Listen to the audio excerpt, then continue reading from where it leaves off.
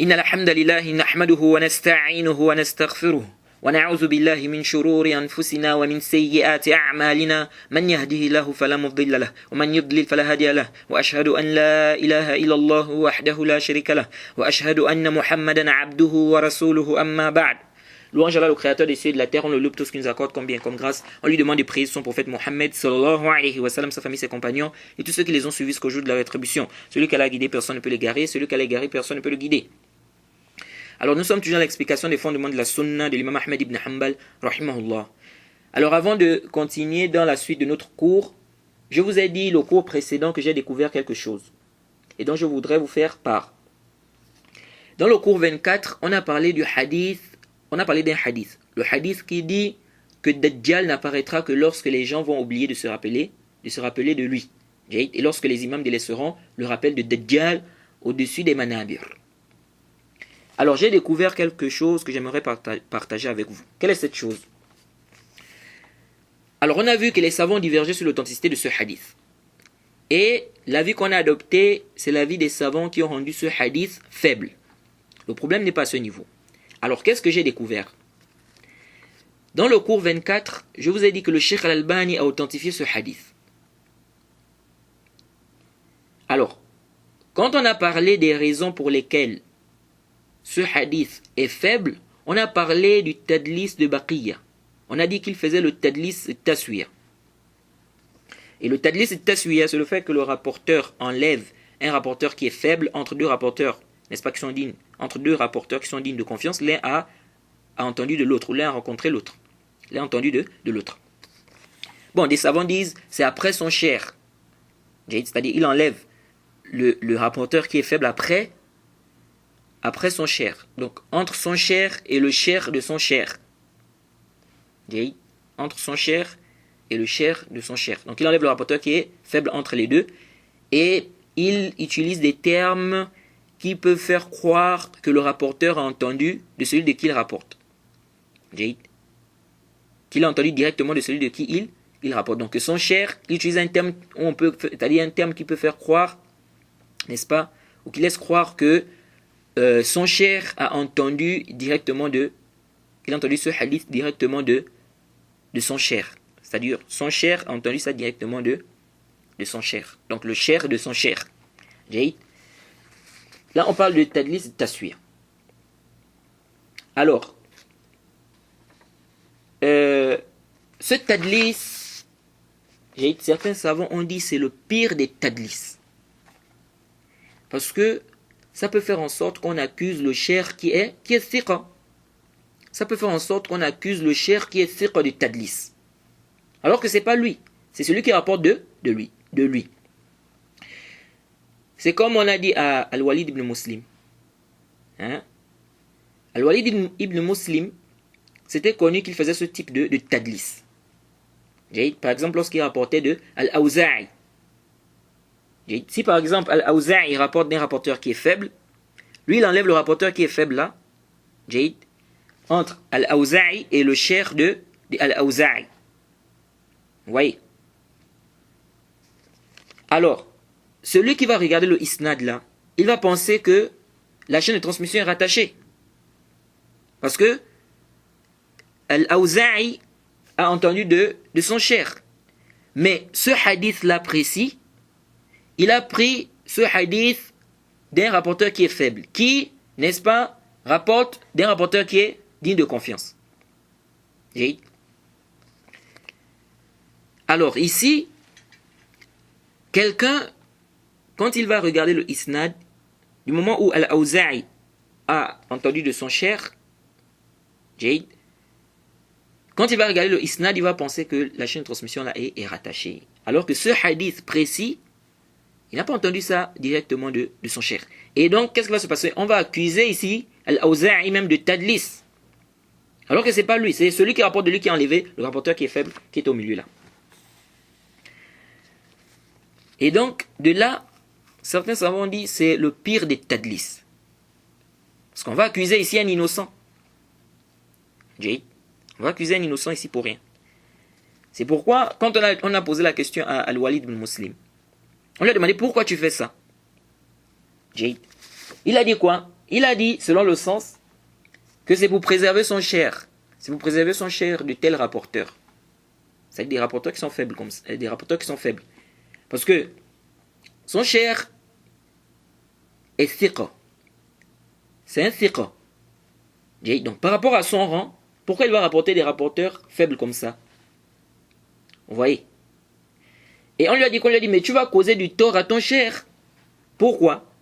Car quand les gens vont découvrir qu'il y a un rapporteur faible qui a été enlevé ici, ils vont accuser Al-Awza'i. Ils vont l'accuser de tadlis, alors que ce n'est pas lui. Alors que ce n'est pas lui. C'est pourquoi certains savants, ou des savants ont dit ici, que c'est le pire des tadlis. Et c'est pourquoi des savants ont été plus durs avec celui qui fait le tadlis et taswiya. Certains savants ont dit, il faut qu'ils disent clairement que tous les rapporteurs ont entendu, il faut qu'ils disent clairement que tous les rapporteurs ont entendu de qui ils rapportent, dans toutes les étapes de la chaîne de transmission. Bon, certains savants ont dit, c'est juste après son cher. C'est-à-dire que s'il dit clairement que son cher a entendu de celui de qui il rapporte, ici il n'y a pas d'ishkal. Bien évidemment, s'il n'est pas connu pour faire aussi le tadlis et l'isnad, parce que s'il est connu pour faire le tadlis et l'isnad, il faut aussi qu'il dise clairement qu'il a entendu de son cher. Donc celui qui fait le tadlis et taswiya, s'il dit qu'il a entendu clairement de son cher, ça ne suffit pas. Parce que l'ishkal n'est pas à ce niveau, sauf s'il est connu pour faire le tadlis et l'isnad. Donc ici, s'il dit qu'il a entendu clairement de son cher, là on ne va plus dire ici qu'il y a le tadlis, donc le tadlis et l'isnad, mais il va rester maintenant la question du tadlis et taswiya. Il va rester maintenant la question du tadlis et taswiya. Alors, bref, on avait déjà détaillé dans le Nuzha les raisons qui poussent ou les raisons qui ont poussé ou qui peuvent pousser des rapporteurs à faire le tadlis. Alors, qu'est-ce que j'ai découvert? Qu'est-ce qui m'est arrivé? Après avoir vu l'avis du Cheikh Al-Albani sur ce hadith en question, et ce que d'autres savants ont dit, on a adopté l'avis, n'est-ce pas, des savants qui ont rendu ce hadith faible, le hadith en question. On a expliqué cela. Mais il y a une chose que je ne comprenais pas. Quelle est cette chose? C'est qu'on a dit que Baqiya faisait le tadlis et taswiya. Et cela par rapport à ce que certains savants ont dit sur lui, tels que l'imam Suyuti, l'imam Abu Hatim et bien d'autres. Et c'est ce qui est connu des gens. Beaucoup des gens, ce qui est connu de la plupart des gens, ou bien la plupart des gens, n'est-ce pas, savent qu'on dit que Baqiya faisait le tadlis et taswiya. Jaïd. Alors je me suis demandé, comment se fait-il que le Cheikh Al-Albani n'a pas rendu ce hadith faible? Pourtant, il y a une cause visible ici, une cause qui est visible, qui est claire, qui montre la faiblesse de ce hadith. Jay, quelle est cette cause?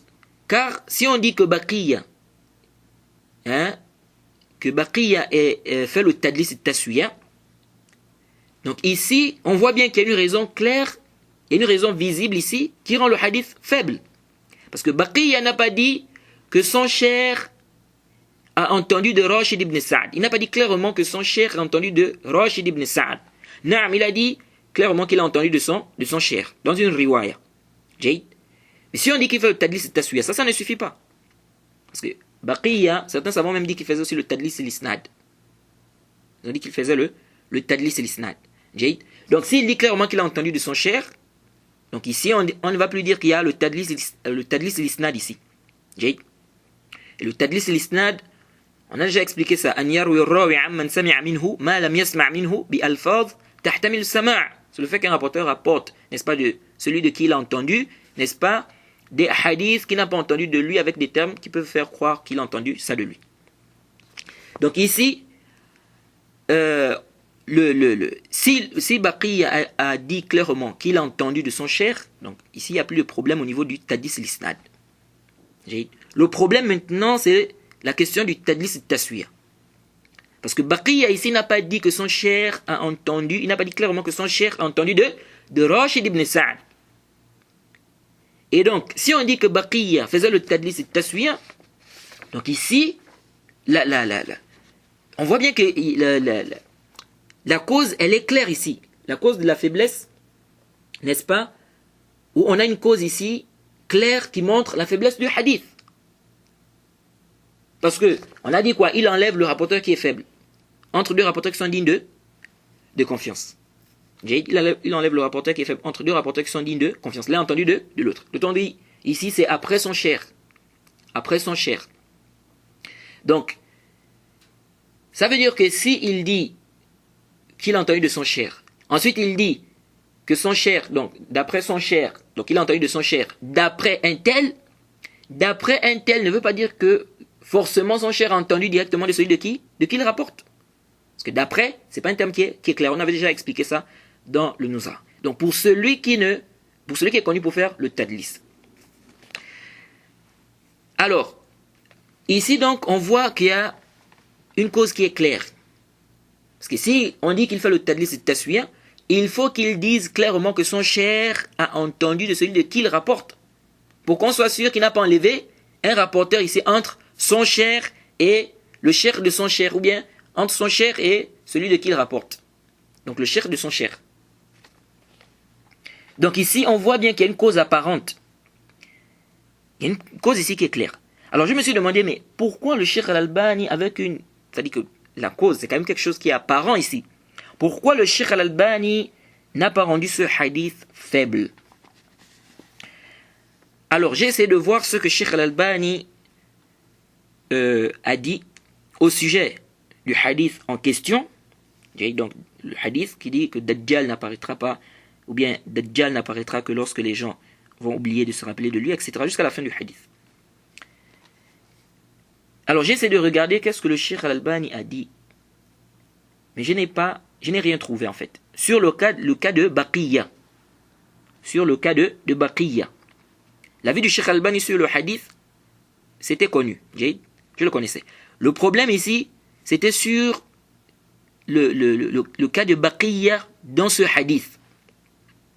Donc j'ai essayé de regarder, je n'ai rien trouvé. Sur le cas de Baqiya dans ce hadith. Alors j'ai commencé à regarder les paroles des savants sur le cas de Baqiya. Et là, j'ai vu que certains savants ont fait comprendre que Baqiya ne faisait pas le tadlis et taswiya. Et c'est là où je me suis dit, donc peut-être que le Cheikh Al-Albani ne voit pas également que Baqiya faisait le tadlis et taswiya. Et donc, au lieu de chercher la parole du Cheikh Al-Albani sur Baqiya dans le hadith en question, je dois plutôt chercher la parole du Cheikh Al-Albani sur ce rapporteur-là, c'est-à-dire sur Baqiya, sur le rapporteur-là, donc Baqiya. Que dit-il sur lui? Quel est l'avis du Cheikh Al-Albani sur Baqiya ibn Walid? Et là, j'ai été surpris. J'ai vu que Cheikh Al-Albani, rahimahullah, ne voit pas que Baqiya faisait le tadlis et taswiya. Et il a apporté ses arguments. Et là, j'ai compris pourquoi une cause aussi apparente et claire n'a pas poussé le Cheikh Al-Albani à rendre ce hadith faible. Jade, intabihu huna. Et par rapport à ce que le Cheikh Al-Albani a avancé comme argument, nous avons changé d'avis sur le cas de Baqiya. Sur le cas de Baqiya. Pas sur le hadith. Le hadith, nous sommes d'avis que c'est un hadith qui est faible, comme a dit Al-Hafiz ibn Hajar dans le Isaba. Jade. Mais ici, je parle du cas de Baqiya, donc le rapporteur là, Baqiya. Parce qu'on avait parlé de ce rapporteur là dans le Nuzha aussi. Jade. Alors, intabihu huna. La plupart des gens se basent sur la parole de l'imam Suyuti la parole d'Abu Hatim pour dire que Baqiyya faisait le tadlis et le taswir. Jaïd. Alors, l'imam Abu Hatim s'est appuyé sur quoi?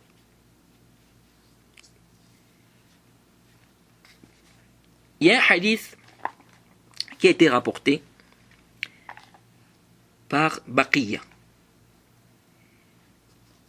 Dans ce hadith, il est dit, donc Baqiyya a dit, Haddathani Abu Wahb al-Asadi, جيد عن نافع عن ابن عمر عن نافع عن ابن عمر.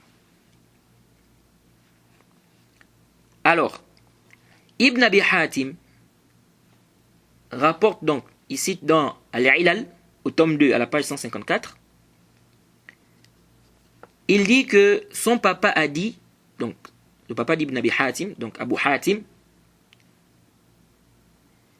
il a dit quoi? Il a dit ce hadith a une illa. Très peu de personnes comprennent cela. Jaïd. C'est-à-dire qu'il y a une faiblesse ici.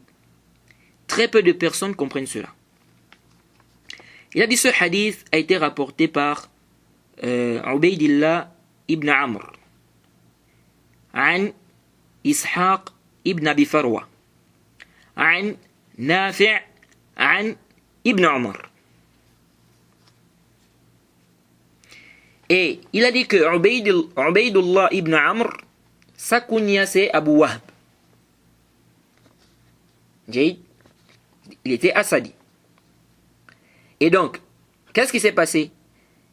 Il dit que Baqiyya, donc Baqiyya ibn al-Walid, il a dit Abu Wahb.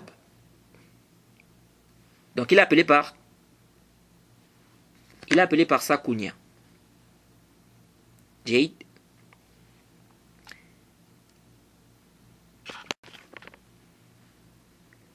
Donc, il a appelé Abu Wahb, donc il a appelé par sa kunya, afin que les gens, n'est-ce pas, les gens ne sachent pas, de telle sorte que s'il enlève Ishaq ibn Abi Farwa, donc au milieu, les gens ne vont pas se rendre compte de cela. Vous voyez, les gens ne vont pas s'en rendre compte. Les gens ne vont pas savoir, donc ils ne vont pas s'en rendre compte. Et il a dit quoi, Abu Hatim? Abu Hatim a dit, Baqiyya faisait partie, il faisait partie de ceux qui faisaient le plus cela. Ceux qui faisaient beaucoup cela. Ensuite, il a dit quoi? Ensuite, il a dit, quant à ceux que Ishaq ibn Rahawayh a rapporté de Baqiyya, quand il a rapporté, n'est-ce pas, d'Abi Wahb, quand il a dit, d'après, quand il a dit Haddathana, donc après Abu Wahb, il a dit Haddathana Nafi'. Abu Hatim a dit c'est une erreur. Il a dit c'est une erreur. Et il a dit que Ishaq ibn Rahawayh, il a mémorisé le hadith de Baqiyya, mais il n'a pas fait attention à ce que Baqiyya a fait. Jaïd. Et le fait que Baqiyya ici ait délaissé Ishaq ibn Abi Farwa au milieu. Il a enlevé Ishaq ibn Abi Farwa au milieu. Il dit donc, Ishaq ibn Rahawayh n'a pas fait quoi? Il n'a pas fait attention, n'est-ce pas? Il n'a pas bien cherché ou bien n'a pas fait attention par rapport au terme que Baqiyya a utilisé. Jaïd. Haddathana. Est-ce qu'il a dit Haddathana Nafi' ou bien An Nafi'? Vous voyez. Donc Abu Hatim nous fait comprendre ici que Ishaq ibn Rahawayh s'est trompé. Lorsqu'il a, n'est-ce pas, dit là-bas que Baqiyya, lorsqu'il a rapporté d'Abu Wahb, n'est-ce pas, qu'il a dit Haddathana Nafi'. Jaïd. Intabihu. Ishaq ibn Abi Farwa il est matrouk. Donc c'est un rapporteur qui est faible, qui est très faible même. Alors, qu'est-ce qui s'est passé? Ici, Abu Hatim veut nous faire comprendre quoi? Ici, si Baqiya avait dit Ubaydullah ibn Amr, d'après Nafi', tout le monde va savoir ici que il y a une coupure. Parce que Ubaydullah ibn Amr n'a pas entendu de Nafi'. Jayd. Or, le hadith en lui-même, c'est Ubaydullah ibn Amr qui rapporte de Ishaq ibn Abi Farwa qui rapporte de Nafi'. Et donc, s'il dit Ubaydullah d'après Nafi', on va savoir qu'il y a un rapporteur qui a été enlevé ici. Parce que lui, là, il n'a pas entendu de Nafi'. Donc, il a fait quoi? Il a cité Ubaydullah ibn Amr par sa kunya. Donc, Abu Wahb. On ne sait pas c'est qui. Abu Wahb. Et qu'est-ce qui s'est passé? Il a donc enlevé Ishaq ibn Abi Farwa et il a dit quoi? Directement d'après Nafi'. Jayd.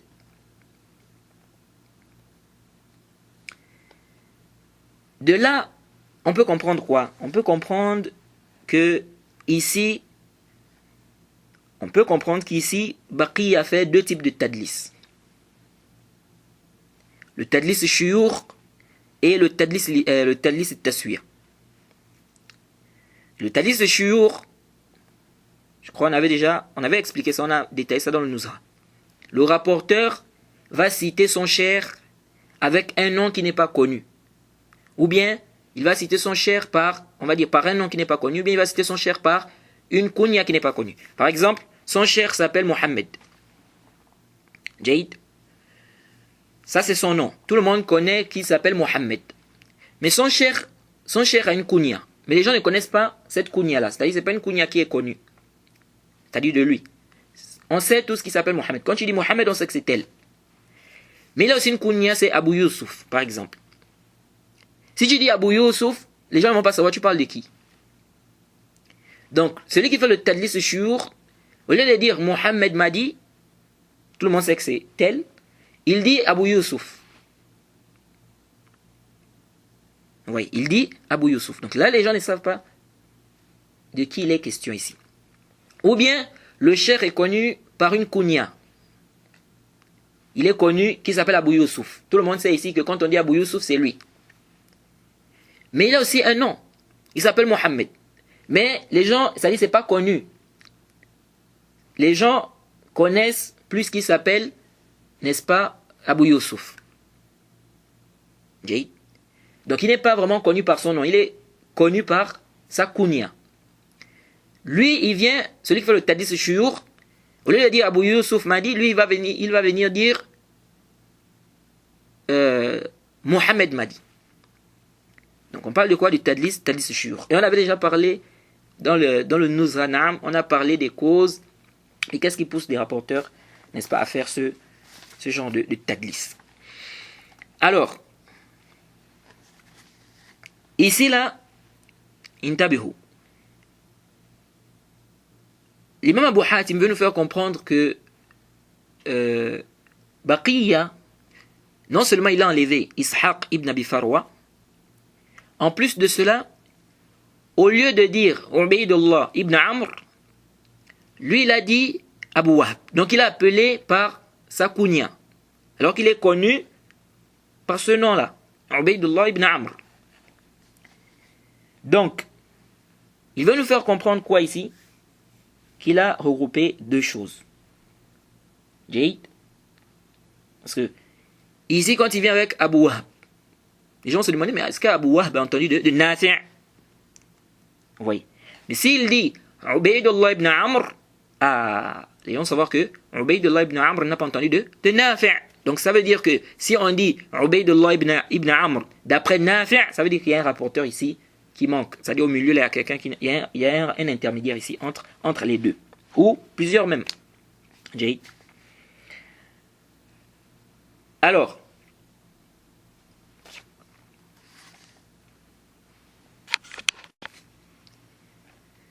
qu'est-ce que le Cheikh Al-Albani a dit? Rahimahullah. Le Cheikh Al-Albani dans le Silsilat al-Da'ifa, sous le hadith 5557. 5557. Qu'est-ce qu'il a dit? Il a dit dans ce qu'Abu Hatim a cité, on a deux choses. Il dit, on voit ici, Jade, il a fait comprendre ici que Baqiya faisait le tadlis shuyur. Jade. Et le Cheikh Al-Albani a dit, ça c'est acceptable, c'est-à-dire on accepte cela. Hein, parce que beaucoup des savants, n'est-ce pas, ont mentionné cela, ceux qui ont fait même la biographie, n'est-ce pas, de Baqiya. Ils ont mentionné ça, qu'il faisait le tadlis shuyur. En gros, Baqiya, c'est un rapporteur même, c'est-à-dire il y a des savants qui ont dit qu'il faisait le tadlis l'isnad, qu'il faisait le tadlis taswiya, qu'il faisait le tadlis shuyur. Donc les trois là. Vous voyez. Donc le Cheikh Al-Albani dit quoi? Le Cheikh Al-Albani dit, ici on voit quoi? On comprend qu'il faisait le tadlis shuyur. Il a dit ça, c'est acceptable. Il est connu pour s'appeler Ubaydullah ibn Amr. Lui, il enlève, il met Abu Wahb. Ou bien il dit Abu Wahb à la place. Donc il a dit ça, c'est-à-dire on accepte cela. Ensuite, il dit, la deuxième chose, c'est qu'ici, il est en train d'accuser Baqiya de tadlis et taswiya. Et là, le Cheikh Al-Albani a dit, je ne crois pas que cela est authentique c'est-à-dire c'est prouvé de Baqiya. Il a dit, et cela pour plusieurs raisons. Alors, qu'est-ce qu'il a dit? Et c'est là où on voit vraiment la science. Hein? C'est-à-dire ça montre la science du Cheikh Al-Albani dans le ilm al-hadith. Rahimahullah. Cheikh Al-Albani dit quoi? Il dit le dalil d'Abu Hatim, son istidlal, donc l'istidlal d'Abu Hatim, son argumentaire, dans la riwaya, donc son argumentaire, donc la riwaya de Ishaq ibn Rahawayh, il dit, si c'est prouvé, il dit, ce n'est pas un argument. C'est-à-dire, c'est pas un argument solide ici, c'est pas quelque chose de solide. Pourquoi? Il dit, car Baqiya a dit clairement que Abu Wahb a entendu de Nafi'. Il dit que Baqiya a dit clairement que Abu Wahb a entendu de Nafi'. Là, ici, c'est prouvé, cette riwaya-là. Il dit de même, Baqiya a dit clairement qu'il a entendu d'Abi Wahb. Et donc, c'est une chaîne c'est enchaîné ici, c'est-à-dire, il y a le tahdith. C'est musalsal bi tahdith. Le Cheikh Al-Albani dit, où est donc le tadlis? Où est le tadlis prétendu? Où est le tadlis? C'est-à-dire que dans la riwaya d'Ishaq ibn Rahawayh, Baqiya dit qu'il a entendu il dit clairement qu'il a entendu d'Abu Wahb. Et il dit clairement qu'Abu Wahb a entendu de Nafi'. Donc Cheikh Al-Albani dit, où est donc le tadlis? Et il dit le mudallis, s'il enlève dans le isnad un rapporteur, que ce soit son cher ou le cher de son cher, puis il rapporte avec un terme qui peut faire croire qu'il a entendu, mais qui n'est pas clair, comme par exemple le fait qu'il dise tel a dit, ou bien d'après tel, ou ce qui est semblable à cela. Si à la place il dit j'ai entendu, ou tel m'a dit, ou ce qui est semblable à cela, il dit sera donc considéré comme étant un kazab, comme un menteur, comme étant un menteur. Mais on va dire que c'est un mensonge. Et de là, il ne sera plus considéré comme étant adl. Et il dit, le Cheikh Al-Albani dit que Baqiya est saduq par consensus. Je ne sais pas si c'est clair. Le Cheikh Al-Albani nous fait comprendre que Baqiya, il est saduq, par consensus. Donc c'est pas un menteur. Il dit, celui qui fait le tadlis, s'il enlève son cher, ou le cher de son cher, s'il lit, c'est-à-dire qu'il a enlevé son cher dans le isnad, ou le cher de son cher. Maintenant, il rapporte de quelqu'un. Donc, il rapporte de quelqu'un de qui il n'a pas entendu directement le texte. S'il dit clairement, j'ai entendu, ça veut dire que c'est un menteur. Donc là, il a menti. Donc, il ne peut plus être considéré comme étant un adl. Parce qu'il n'a pas entendu ça de celui de qui il rapporte là. Exemple, on a Mohammed et on a Isa. Jaïd. Isa, c'est le cher de Mohammed. Donc, Mohammed a entendu des hadiths de Isa. Mais il y a un hadith, par exemple, que Mohammed n'a pas entendu de Isa. Il a entendu ça à travers quelqu'un, c'est-à-dire, il y a un intermédiaire entre lui et Isa. Par exemple, les étudiants sont là, en train d'étudier. Mohammed, donc Isa est en train d'enseigner ses élèves. Mohammed était là, ensuite il s'est levé, il est parti faire quelque chose, par exemple. Quand il revient, le cours est terminé. Isa a cité certains hadiths. Ou Isa a cité un hadith. Donc, Mohammed n'a pas entendu ce hadith directement de Isa. Donc il vient et trouve des gens assis. Il demande.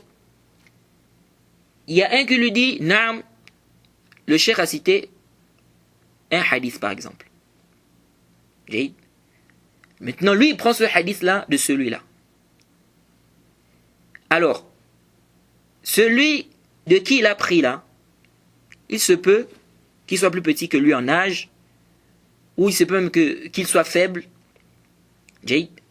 Lui, maintenant, quand il va rapporter, il peut y avoir d'autres raisons. Lui, maintenant, quand il va rapporter, au lieu de dire que tel m'a dit, on va dire, par exemple, c'est Moussa. Donc, il a pris le hadith de Moussa, qui lui dit qu'il a pris du cher, donc de Isa. Donc, lui, quand il va rapporter le hadith, au lieu de dire que Moussa m'a dit, que Isa a dit, lui, il va directement dire d'après Isa. Jaïd. Donc, quand tu dis d'après Isa, ça ne veut pas forcément dire que tu as entendu directement de Isa. Jaïd. Donc, celui qui fait le tadlis, s'il dit d'après Isa, ça ne suffit pas. Ça ne suffit pas. Jaïd. Mais celui qui ne fait pas le tadlis, qui est thiqa, Jaïd, s'il dit d'après, par exemple, il dit par exemple d'après Isa, lui, il n'y a pas d'ishkal. Jaïd. L'ishkal, c'est celui qui fait le tadlis. Donc, lui, ici, il va utiliser le terme an. Il va dire, par exemple, d'après. Ou bien Isa a dit. Isa a dit, ça ne veut pas dire qu'il a entendu directement de Isa. Donc, celui-là, puisque ce n'est pas un menteur. Parce que s'il dit, Isa m'a dit, alors qu'en réalité, Isa ne lui a pas dit cela, c'est un menteur, il a menti. Donc, celui-là qui fait le tadlis et l'isnad ici, donc celui-là, comme il ne veut pas mentir, il ne veut pas dire que Isa, donc Mohammed ici ne veut pas mentir, il ne peut pas dire que, comme ce n'est pas un menteur, donc il ne va pas dire que Isa m'a dit, ou j'ai entendu Isa dire, parce qu'il n'a pas entendu. Sinon, directement, c'est un menteur. Donc, qu'est-ce qu'il va faire? Il va dire d'après Isa. Bien, Isa a dit. Donc, je n'ai pas dit que j'ai entendu de lui. J'ai dit d'après Isa. Bien, j'ai dit Isa a dit. Alors, ici, le Cheikh Al-Albani nous fait comprendre que le mudallis, s'il dit, donc, s'il enlève son cher, ou bien le cher de son cher, et il dit clairement qu'il a entendu, donc de celui de qui il rapporte, alors qu'en réalité il n'a pas entendu, ici, là, il va faire partie il sera classé parmi les menteurs. Et donc, il ne sera plus adl. Le Cheikh Al-Albani dit, or, Baqiya il est saduq, par consensus. Donc, c'est pas un menteur. Il dit quoi? Il dit, c'est pourquoi Abu Hatim était obligé de dire que Ishaq ibn Rahawayh s'est trompé dans le isnad. كيف؟ انتبهوا. Ishaq ibn Rahawayh, qu'est-ce qu'il a dit? Dans la riwaya qui est rapportée dans le Ilal, Ishaq ibn Rahawayh a dit que Abu Wahb a dit, donc il a rapporté de Baqiya qui a rapporté de son cher, donc il a entendu de son cher, que Abu Wahb a dit Haddathana Nafi'. Donc Abu Wahb a dit Nafi' nous a dit. Plus que Abu Hatim fait comprendre qu'il y a une coupure, donc il y a un rapporteur qui manque entre Abu Wahb et Nafi', puisqu'il a dit que le hadith est rapporté par Ubaydillah ibn Amr, qui lui rapporte d'Ishaq ibn Abi Farwa, qui lui rapporte d'Abu Wahb, qui lui rapporte de Nafi'. Et Ubaydillah ibn Amr, c'est Abu Wahb. Donc si ici, là, dans la version d'Ishaq ibn Rahawayh, Baqiya dit qu'il a entendu Abu Wahb, qui dit, n'est-ce pas, que j'ai entendu Nafi', donc là il y a un ishkal. Parce que s'il dit qu'il a entendu de Nafi', donc ça veut dire qu'il n'y a pas un rapporteur ici qui manque. Ça veut dire qu'il n'y a pas Ishaq ibn Abi Farwa ici qui manque. C'est pourquoi Cheikh Al-Albani dit, puisque Baqiya est Saduq, c'est pas un menteur, parce que ici, on va dire comment il a dit que, si on dit qu'il y a un rapporteur qui manque, on dit ici qu'il y a Ishaq ibn Abi Farwa qui est entre Abu Wahb et Nafi'. Si ici dans la version d'Ishaq ibn Rahawayh, Baqiya dit clairement que Abu Wahb a dit qu'il a entendu Nafi', donc ici là, on va accuser Baqiya d'être, on va dire que c'est un menteur. Or c'est pas un menteur, Baqiya n'est pas un menteur. Il est saduq par consensus comme le Cheikh Al-Albani dit. Et donc, comme Abu Hatim sait que Baqiya n'est pas un menteur, donc comment se fait-il qu'ici il y a, d'après Abu Wahb, donc Baqiya, comment se fait-il que Baqiya dise ici qu'il a entendu d'Abu Wahb, qui dit qu'il a entendu de Nafi', sachant qu'ici il y a un rapporteur entre Abu Wahb et Nafi', qui est Ishaq ibn Abi Farwa. Et donc, ici là, comme Abu Hatim sait que Baqiya n'est pas un menteur, le Cheikh Al-Albani dit c'est pourquoi ici il était obligé de dire que Ishaq ibn Rahawayh s'est trompé quand il a dit qu'Abu Wahb a dit qu'il a entendu Nafi'. Qu'il a entendu Nafi'. Vous voyez. Pourquoi? Parce que pour lui, donc pour Abu Hatim, il y a un intermédiaire entre Abu Wahb et Nafi'. Donc c'est pas possible qu'Abu Wahb dise j'ai entendu Nafi'. Et donc si dans la riwaya d'Ishaq ibn Rahawayh, il est dit là-bas qu'Abu Wahb a dit j'ai entendu Nafi', bien Nafi' nous a dit Haddathana Nafi', donc Nafi' nous a dit. Donc ça prouve ici qu'il y a une erreur. Et donc qu'est-ce qu'il a dit? Il a dit c'est une erreur. Ishaq ibn Rahawayh s'est trompé ici. Quand il a dit, n'est-ce pas, qu'Abu Wahb a dit que nous avons entendu Nafi'. Jayd. Alors, qu'est-ce que le Cheikh Al-Albani a dit à la suite? Il a dit, si c'est permis, Jayd, de dire ici qu'Ishaq s'est trompé, donc Ishaq ibn Rahawayh, si c'est permis pour Abu Hatim ici de dire qu'Ishaq s'est trompé, n'est-il pas permis à quelqu'un d'autre de dire aussi ici que ce qu'Abu Hatim a dit ici n'est rien d'autre qu'une simple prétention? Ce n'est rien d'autre qu'une simple prétention, c'est-à-dire le fait de dire qu'il y a un rapporteur qui manque ici, qui est Ishaq ibn Abi Farwa. Il dit car Baqiya, dans une riwaya, il a cité Ishaq ibn Abi Farwa. Dans la riwaya de Moussa ibn Sulayman. Il dit cette riwaya aussi, fihi kalam. Ensuite, le Cheikh Al-Albani dit quoi? Le Cheikh Al-Albani dit, si on suppose que Ishaq ibn Abi Farwa, c'est-à-dire a sauté, c'est-à-dire il y a un rapporteur qui a sauté, il y a un rapporteur qui a été enlevé, qui est Ishaq ibn Abi Farwa ici, au milieu. Dans la riwaya d'Ishaq ibn Rahawayh. Il dit, si on suppose qu'il y a un rapporteur qui a été enlevé, donc Ishaq ibn Abi Farwa. Le Cheikh Al-Albani dit, on n'a pas un dalil qui prouve que cela a été fait de Baqiya de façon volontaire. C'est-à-dire, on n'a pas une preuve qui montre que Baqiya a fait ça volontairement. Cheikh Al-Albani dit, si on suppose qu'il y a un rapporteur qui a été enlevé donc au milieu ici, donc Ishaq ibn Abi Farwa, Cheikh Al-Albani dit on n'a pas une preuve, Jade, que Baqi a fait ça volontairement. Il dit c'est possible que ça soit une erreur de sa part. Il s'est trompé. Jade, il s'est trompé ici. Il dit comme cela, n'est-ce pas, a été également pour le cas de quand il a parlé du takhrij de Mansour. Jade. Quand il a parlé de la riwaya où il y avait Mansour. Vous voyez.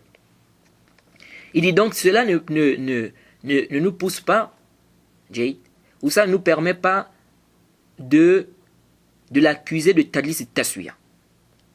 Le Cheikh Al-Albani veut faire comprendre que si on suppose qu'il y a Ishaq ibn Abi Farwa qui est enlevé ici, il dit se peut que ça soit une erreur de Baqiyya, il s'est trompé. Donc il a rapporté ça directement de qui? De Abu Wahb, directement de Nafi'. C'est-à-dire on n'a pas une preuve, Cheikh Al-Albani nous fait comprendre qu'on n'a pas une preuve qu'il a fait ça volontairement, c'est-à-dire qu'il a enlevé Ishaq ibn Abi Farwa volontairement ici. Oui. Et donc le Cheikh Al-Albani dit que cela ne nous permet pas de l'accuser de tadlis et de taswiya. Vous voyez. Et il dit quoi, le Cheikh Al-Albani? Il dit, il est même possible que le rapporteur a été enlevé par quelqu'un d'autre et non par Baqiyya. Est-ce que vous suivez? Il fait comprendre, le Cheikh Al-Albani fait comprendre que c'est même possible que le rapporteur là, il a été enlevé par quelqu'un d'autre. C'est pas par Baqiyya.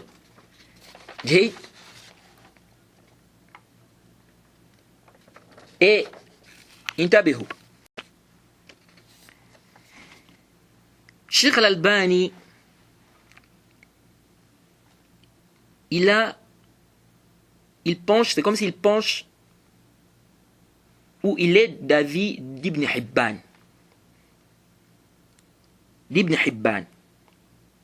Parce qu'il a dit quoi? Il a dit, Ibn Hibban a dit clairement, il a fait comprendre clairement que Baqiyya ne faisait pas le tadlis et taswiya.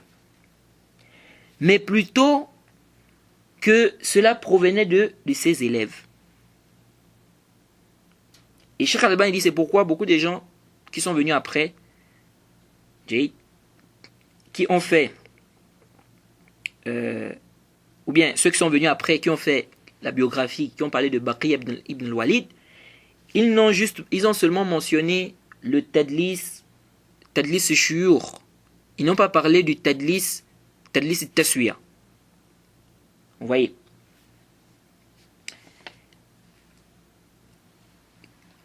Ibn Hibban, quel est l'avis d'Ibn Hibban sur Baqiyya?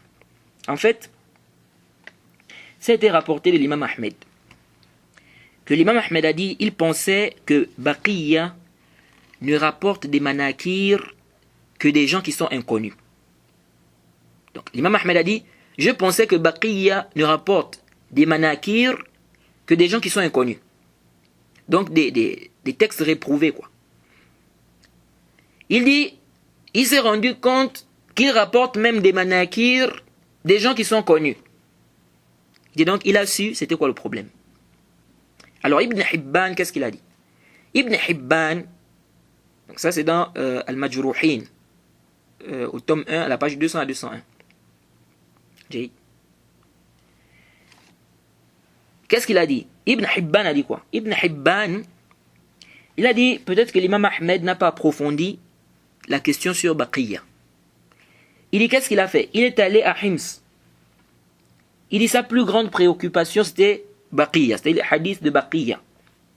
Il a fait des recherches sur les hadiths de Baqiyya. Il a regroupé les hadiths de Baqiyya. Vraiment, il a fait une recherche approfondie sur le cas de Baqiyya. Ibn Hibban dit il s'est rendu compte qu'en fait, c'était pas Baqiyya qui enlevait les rapporteurs au niveau du isnad là. Les rapporteurs faibles là. C'est pas lui qui enlevait ça. C'était ses élèves. C'est-à-dire il a été éprouvé par des élèves qui faisaient ça. Jade. C'est comme ce qu'on a dit quand on a parlé d'Al-Walid ibn Muslim. Lorsqu'il fait ça au niveau de Al-Awza'i, on va accuser Al-Awza'i, on va dire que Al-Awza'i enlève des rapporteurs faibles. Alors que ce n'est pas lui. C'est son élève qui fait ça. Donc, Ibn Hibban dit, il s'est rendu compte que, donc après avoir fait des recherches donc, sur le cas de Baqiya, il s'est rendu compte qu'en fait, Baqiya a été éprouvé par des élèves qui faisaient ça. Ce sont ces élèves qui enlevaient. Et les gens ont dit quoi? Les gens n'ont pas fait attention, ils ont dit ici que c'est Baqiya qui enlève alors que ce n'était pas lui. Vous voyez?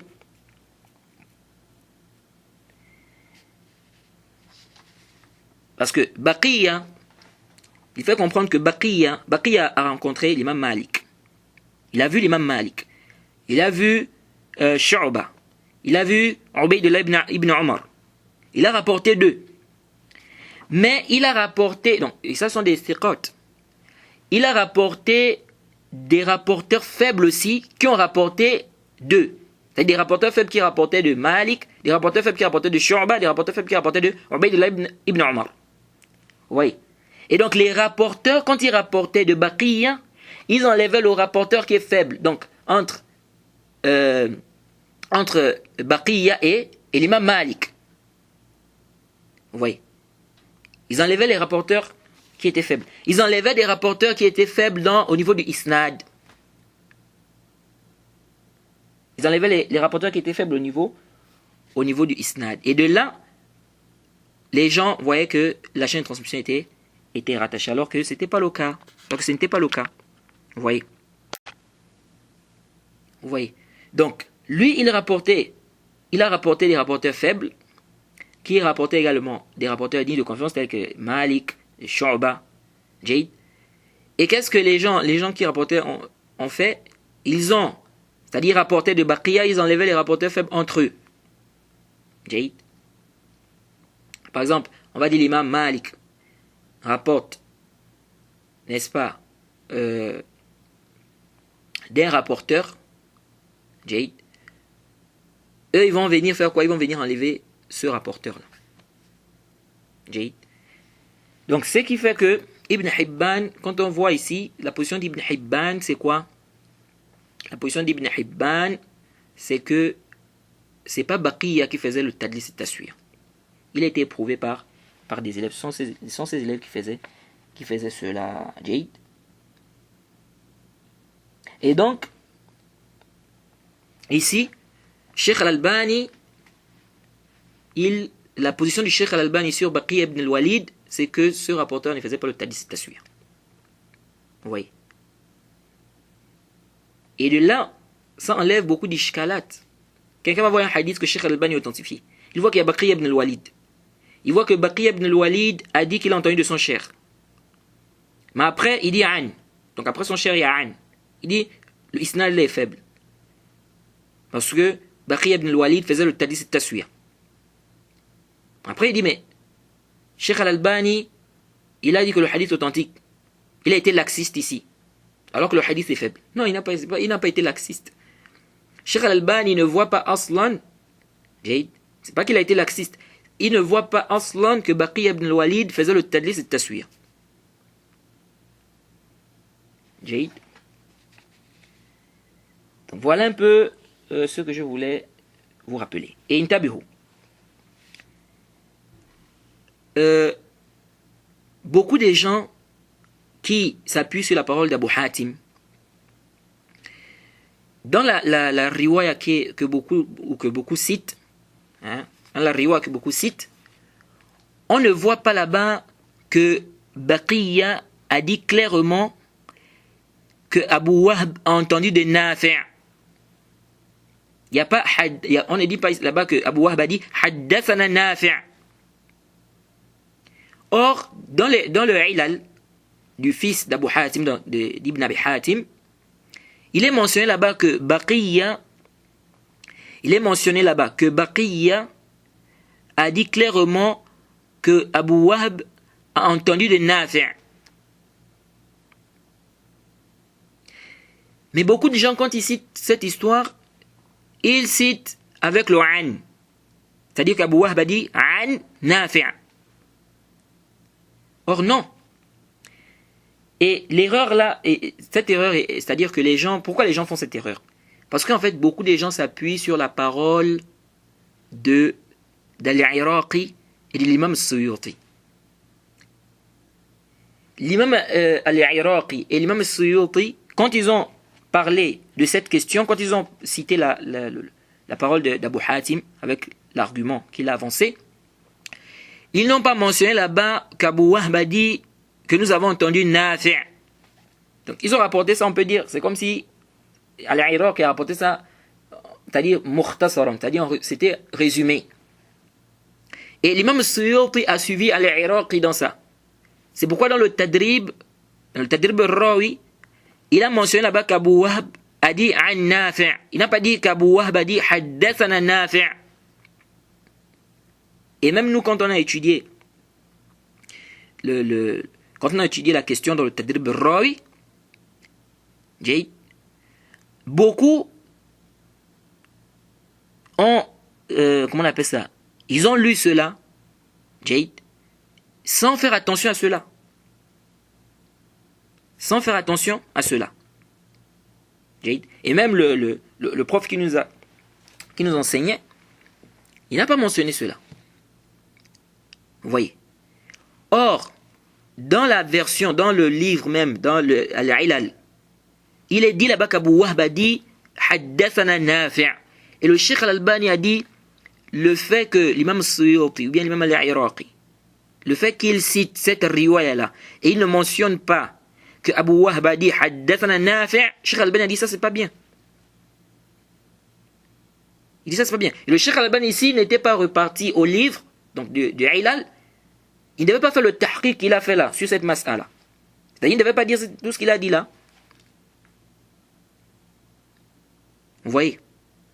Parce que ici, là, on est en train de dire que Baqiya a fait le tadlis. On a dit Abu Wahb d'après Nafi'. Alors qu'en réalité, dans la riwaya, il a dit Abu Wahb a dit Haddathana Nafi'. C'est-à-dire, Nafi' nous a dit. Donc, s'il a dit Haddathana Nafi', comment on va venir dire ici qu'il y a un rapporteur qui a été enlevé entre Abu Wahb et Nafi'? Vous voyez? C'est pourquoi Cheikh Al-Albani a dit quoi? Il a dit que ça, c'est pas bien. C'est-à-dire le fait le fait que l'imam Suyuti et l'imam Al-Iraqi ne mentionnent pas cela. Donc voilà un peu ce que je voulais dire par rapport au cas de Baqiya. Donc, ça veut dire que la raison du Tadlis Taswiya qu'on a mentionné par rapport au hadith, qui dit que Dajjal n'apparaîtra ou bien Dajjal n'apparaîtra pas jusqu'à ce que les gens oublient de se rappeler de lui, jusqu'à la fin du hadith. Ça veut dire que cette raison-là, donc dire que ici Baqiya ibn al-Walid a fait le Tadlis Taswiya, et comme il n'a pas dit clairement que son cheikh a entendu de qui il rapporte, et donc ici c'est faible à cause de cette raison du Tadlis Taswiya. Donc ici ça ne tient plus. Donc si on dit que Baqiya ibn al-Walid, ne faisait pas le Tadlis Taswiya, donc ça ne tient plus. Donc Baqiya ibn al-Walid ne faisait pas le Tadlis Taswiya. Ce sont ses élèves, n'est-ce pas, qui enlevaient les rapporteurs faibles. Il a été éprouvé par, n'est-ce pas, des élèves. Ce sont eux qui enlevaient les rapporteurs faibles, comme a rappelé Ibn Hibban, rahimahullah.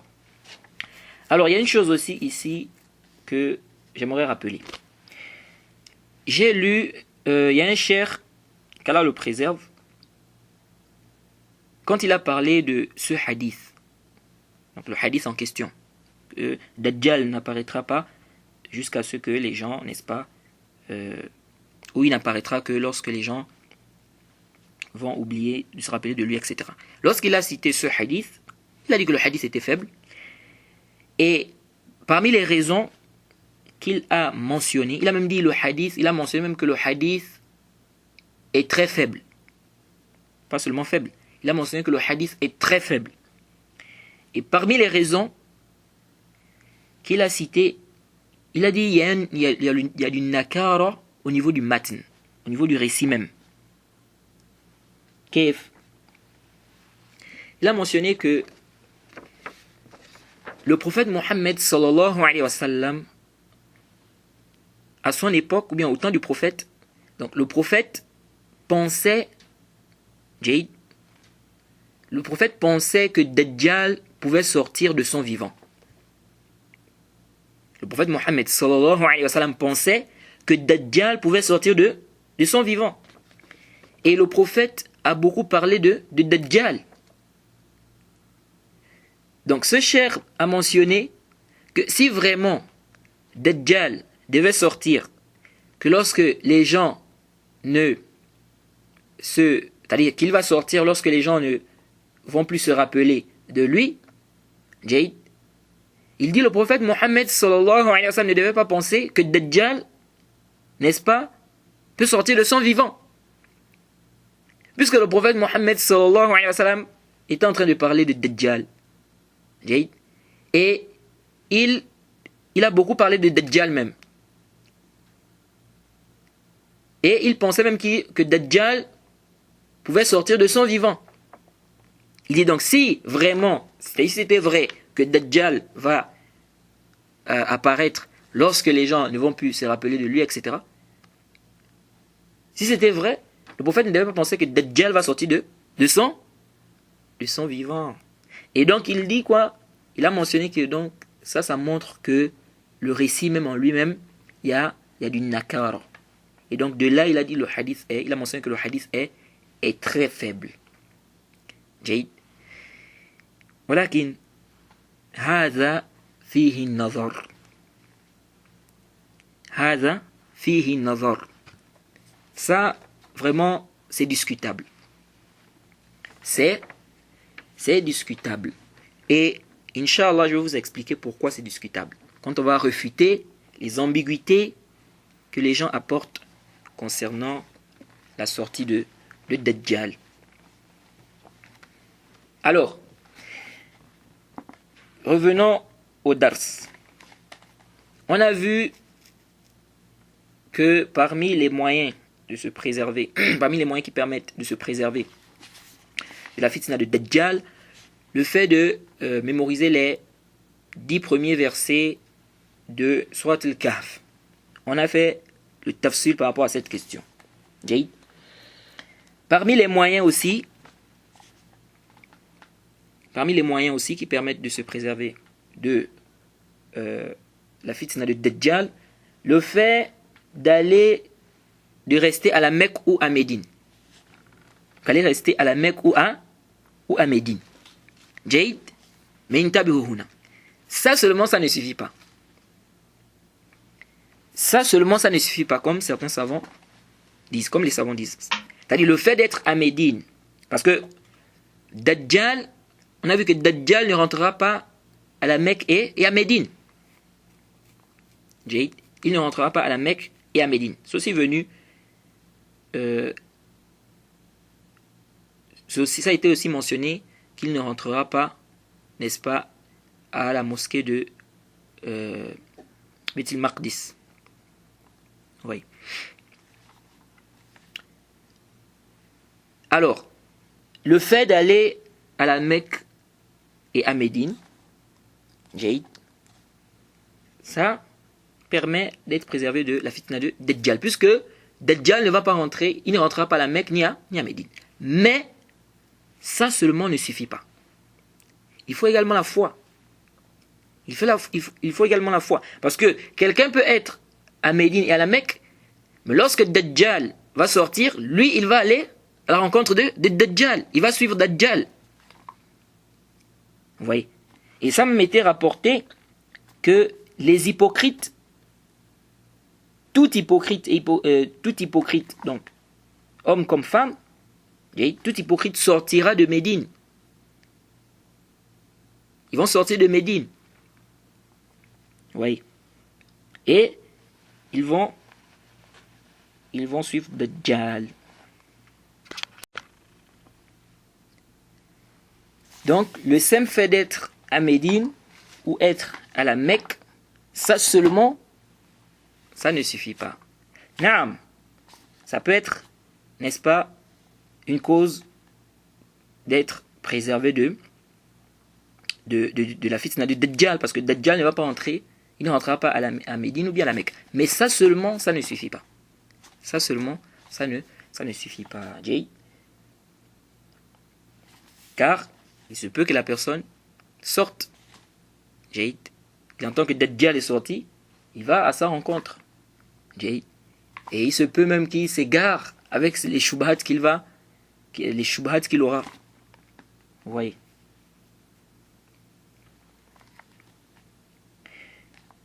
Alors, parmi les choses également qui permettent d'être préservé de la fitna de Dajjal, le dua. Le dua que le prophète Mohammed sallallahu alayhi wa sallam a enseigné. Jade. Ou le dua que le prophète faisait, il a demandé de le faire également. C'est venu dans le Sahihain, dans le Bukhari et Muslim, que le prophète Mohammed sallallahu alayhi wa sallam, le hadith de Aïcha, radiyallahu anha, a dit que le prophète Mohammed sallallahu alayhi wa sallam disait Allahumma inna na'udhu bika min azab al-jahannam wa min azab al-qabr wa min fitnati al-mahya wal mamat wa min fitnati masih ad-dajjal. Oui. Et c'est venu dans le Sahih Muslim, le hadith d'Abi Huraira radiyallahu anhu, il a dit que le prophète Mohammed sallallahu alayhi wa sallam a dit Iza tashahhada ahadukum فليستعذ بالله من 4. Oui. يقول اللهم إني أعوذ بك من عذاب جهنم ومن عذاب القبر ومن فتنة المحيا والممات ومن فتنة مسيح الدجال ومن شر فتنة مسيح الدجال. Oui. Ça c'est venu dans le Sahih Muslim. Alors, les savants ont même divergé. Est-ce que ce dua-là est obligatoire? Est-ce que c'est obligatoire de faire ce dua-là? Certains savants ont dit que c'est obligatoire. La majorité des savants disent que c'est pas obligatoire. Ils disent que c'est pas obligatoire. وهذا هو الصحيح. الصحيح c'est pas obligatoire.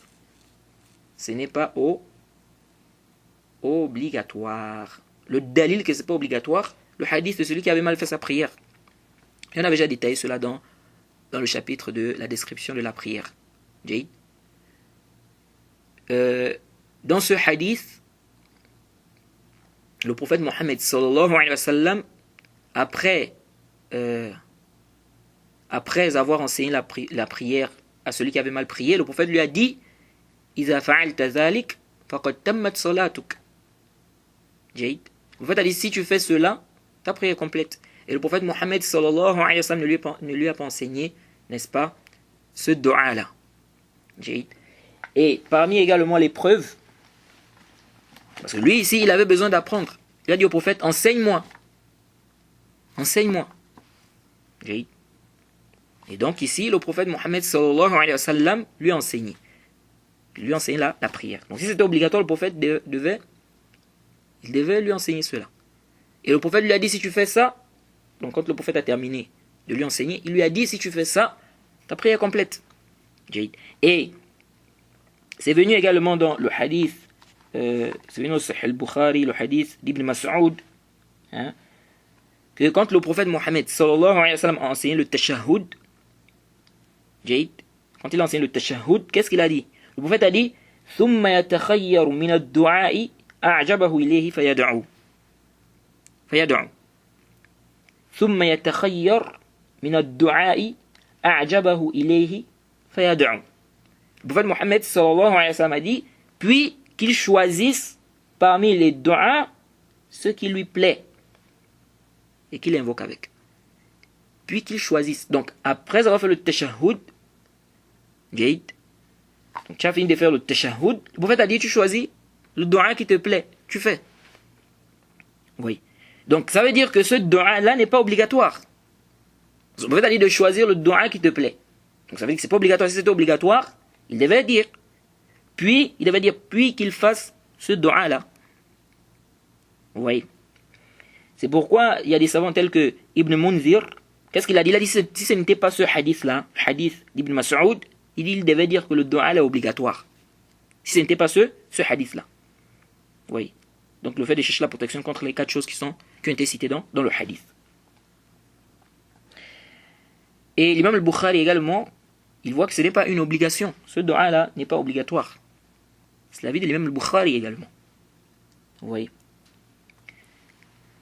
Donc, as-sahih, c'est que ce dua-là n'est pas obligatoire. Mais quand on dit c'est pas obligatoire, ça ne veut pas dire que c'est pas préférable. C'est préférable de faire ce dua. Et la personne, n'est-ce pas, ça ne veut pas dire que la personne doit négliger ça en fait. Parce qu'on a dit que c'est pas obligatoire, donc tu ne fais pas ce dua-là. C'est préférable, c'est mieux de faire cela. Mais ici on est en train de parler de l'obligation. On parle de l'obligation. Ce dua-là, on le fait au premier tashahhud ou bien on le fait au dernier tashahhud. La majorité des savants disent c'est au dernier tashahhud. Ibn Hazm, Ibn Hazm dit qu'on peut faire ce dua-là au premier. Il dit même c'est obligatoire. Pas qu'on peut même. Il dit c'est obligatoire. Il dit il est obligatoire de faire ce dua-là aussi au premier tashahhud. Il dit que c'est obligatoire de faire ça aussi au premier tashahhud. Mais c'est pas obligatoire, comme on a dit. Et Ibn Daqiq al-Eid voit également qu'on peut faire ce dua-là au premier tashahhud. Donc le dua-là, où tu dis Allahumma inni a'udhu bika min azabi jahannam wa min azabi al-qabr wa min fitnati al-mahya wal-mamat wa min sharri fitnati al-masih ad-dajjal. Ibn Daqiq al-Eid voit qu'on peut faire ça au premier tashahhud. Et ici, une question se pose, est-ce que déjà au premier tashahhud, on peut faire le dua? C'est-à-dire, est-ce qu'on peut faire un dua au premier tashahhud? Est-ce qu'on peut faire les invocations au premier tashahhud? As-sahih, na'am. On peut faire des du'as au premier tashahhud.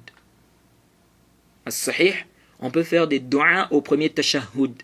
Wal hujjatu fi dhalik, la preuve dans cela, c'est ce qui a été rapporté par l'imam Nasa'i, fil Mujtaba, wa Tabarani fil Kabir, l'imam Ahmed dans le Musnad, min tariq Shu'ba.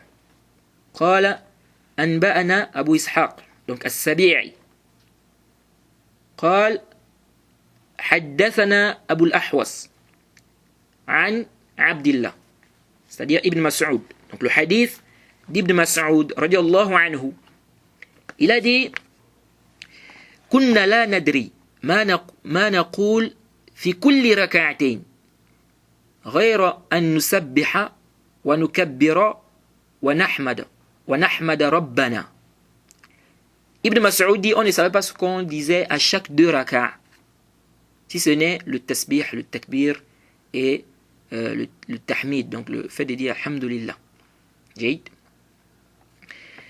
Qu'est-ce que le prophète Mohammed sallallahu alayhi wa sallam a dit? Le prophète a dit, il dit ensuite que le prophète Mohammed sallallahu alayhi wa sallam a dit, le prophète a dit إذا قعدتم في كل ركعتين إذا قعدتم في كل ركعتين فقولوا التحيات لله والصلوات والطيبات التحيات لله والصلوات والطيبات السلام عليك أيها النبي ورحمة الله وبركاته السلام علينا وعلى عباد الله الصالحين أشهد أن لا إله إلا الله وأشهد أن محمدا عبده ورسوله وليتخير أحدكم من الدعاء أعجبه إليه فيدعو. Le prophète Mohammed sallallahu alayhi wa sallam dit, si l'un d'entre vous, ou bien si vous vous asseyez à chaque 2 rak'ah, dites, il a cité at-tahiyyatu lillahi was salawat jusqu'à la fin. Ensuite le prophète Mohammed sallallahu alayhi wa sallam a dit, puis qu'il choisisse, ou bien que l'un d'entre vous choisisse parmi les du'as ce qui lui plaît et qu'il invoque. et que l'un d'entre vous choisisse le dua qui lui plaît, bien parmi les du'a, ce qui lui plaît, et qu'il invoque. Donc ici, on voit bien que le prophète Mohammed sallallahu alayhi wa sallam dit Iza qa'adtum fi kulli raka'atain. Lorsque vous vous asseyez à chaque 2 raka'as, lorsque vous vous asseyez à chaque 2 raka'as, ou dans chaque 2 raka'as, et à la fin du hadith, il a dit quoi? Il a dit qu'il choisisse, que l'un d'entre vous choisisse parmi les du'a ce qui lui plaît, qu'il invoque. Donc ça montre qu'on peut faire le du'a au premier tashahhud. Ça c'est un texte qui est clair. C'est pourquoi Cheikh Al-Albani a dit quoi? Cheikh Al-Albani a dit dans le silsila tout sahiha, il a dit sous le hadith, donc au tome 2, sous le hadith numéro 878, il a dit ceci: وفي الحديث فائدة هامة وهي مشروعية الدعاء في التشهد الأول ولم أرى من قال به من الأئمة غير ابن حزم والصواب معه وإن كان هو استدل بمطلقات يمكن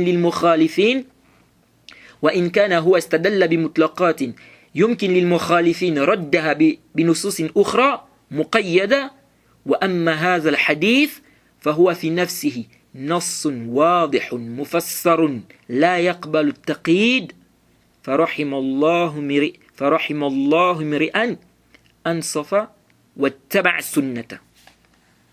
Le Cheikh Al-Albani dit, dans ce hadith, nous tirons un profit important, qui est la permission, ou le fait qu'il soit légiféré de faire l'invocation dans le premier tashahhud. Il dit, je n'ai vu personne parmi les imams en dehors d'Ibn Hazm dire cela. Il dit, et l'avis juste est de son côté, même si c'est argumenté des textes généraux qui peuvent être contredits par ceux qui ne sont pas d'accord. Donc ils ne sont pas d'accord avec cet avis-là. En se basant sur d'autres textes qui font la restriction. Il dit, quant à ce hadith, il est en lui-même un texte clair, détaillé, qui ne peut être restreint, qu'Allah fasse miséricorde à un homme qui est juste, qui a été équitable et qui suit la sunna. Bon, ici le Cheikh Al-Albani a dit qu'il n'a vu aucun savant qui a dit cela, qui a dit qu'on peut faire le dua au premier tashahhud. Il a dit en dehors d'Ibn Hazm. Bon, Cheikh Al-Albani il a dit cela par rapport à ce qu'il sait. C'est-à-dire qu'il n'a pas vu. Sinon, on rapporte de l'imam Malik une riwaya où il voit qu'il n'y a pas de mal de faire le dua au premier tashahhud. Et ça, c'est rapporté dans le Utbiyya de l'imam Mohammed ibn Ahmed al-Utbi, qui fait partie des grands savants de l'islam. Il rapporte cela jusqu'à Ibn Nafi', donc Abdullah ibn Nafi', qui fait partie des élèves de l'imam Malik. Et intabiru huna. C'est quoi le Utbiyya? Bien la Utbiyya.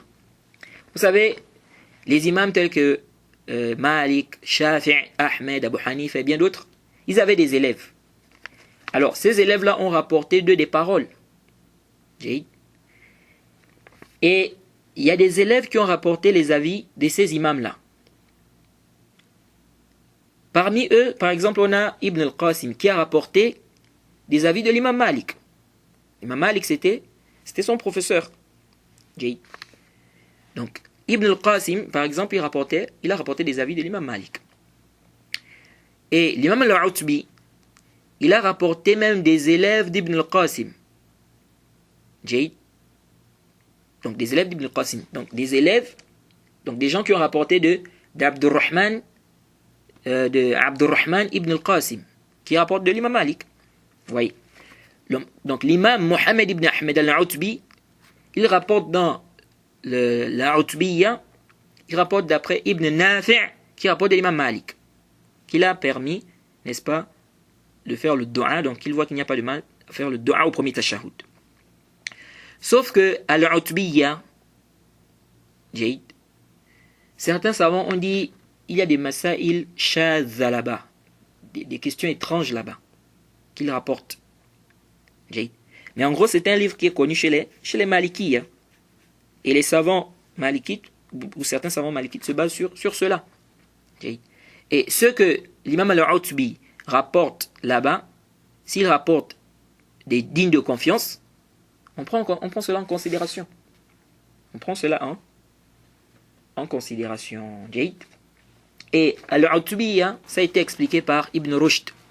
Ibn Rushd al-Jadd, pas celui qui a écrit, pas l'auteur de Bidayat al-Mujtahid. Là, Ibn Rushd al-Jadd. Donc il a expliqué ça dans son livre Al-Bayan wa Tahsil wa Sharh wa Tawjih wa Ta'lil li Masail al-Utbiyya fi fiqh l'imam Malik. Fi fiqh l'imam Malik. Et aussi Ibn Daqiq al-Aid, ce qui est apparent de sa parole, c'est qu'il voit qu'on peut faire le dua au premier tashahhud, comme c'est mentionné dans le Talkhis al-Habir Ibn Hajar. Sauf que j'ai quand même un doute. Est-ce qu'il vise le dua de manière générale ou il vise juste un dua précis, c'est-à-dire le dua précis là, qui demande c'est-à-dire que le dua, n'est-ce pas, qu'on a cité, qui demande où le prophète dit de demander la protection contre quatre choses. Parce que qu'est-ce qu'il a dit? Il a dit, quand il a parlé de cette question, qu'est-ce qu'il a dit? Il a dit, la vie qu'on adopte, ou la vie qui est choisie, c'est que la personne invoque au premier tashahhud, comme elle invoque au dernier tashahhud. Donc si on prend cette parole-là d'Ibn Daqiq al-Aid, on voit ici que ce qui est apparent, c'est qu'il voit qu'on peut faire le dua au premier tashahhud. Mais ce qui m'a mis un peu le doute, c'est quoi? C'est qu'après il a dit, donc la suite, il a dit à cause du texte général qui dit, donc le texte général qui dit, si l'un d'entre vous fait le tashahhud, qui cherche la protection, n'est-ce pas, qui cherche la protection auprès d'Allah contre 4 choses. Il a cité le hadith. Vous voyez. Donc ici on peut comprendre qu'il vise ce dua-là. On peut comprendre qu'il vise ce dua-là. Wallahu ta'ala a'lam. C'est-à-dire que c'est comme s'il veut dire ici qu'on peut dire ce dua-là au premier tashahhud, comme on peut dire ça au dernier tashahhud. Wallahu ta'ala a'lam. Wallahu ta'ala a'lam. Mais dans tous les cas, c'est toujours un dua. C'est toujours un dua. Ala kulli hal, comme a dit le Cheikh Al-Albani, ce texte est un texte clair. Donc le hadith d'Ibn Mas'ud, c'est un texte qui est clair, qui montre qu'il est légiféré de faire le dua au premier tashahhud. Et je ne sais pas qu'est-ce qui a fait que la majorité des savants ne travaillent pas avec ce texte, qui est pourtant clair sur le sujet. Wallahu a'lam. Peut-être le texte ne leur est pas parvenu, ou peut-être il y a d'autres raisons. Allah est le plus savant. Dans tous les cas, ce texte est un texte qui est clair sur le sujet. Alors, une question se pose ici. Est-ce que Dajjal est présent à l'heure où on parle? Est-ce que Dajjal est présent à l'heure où on parle? Ça, c'est ce qu'on va expliquer dans le cours prochain, Inch'Allah. On s'arrête ici. On demande qu'Allah nous facilite. Wa subhanaka Allahumma bihamdik. Wa ashhadu an la ilaha illa anta. Astaghfiruka wa atubu ilayk.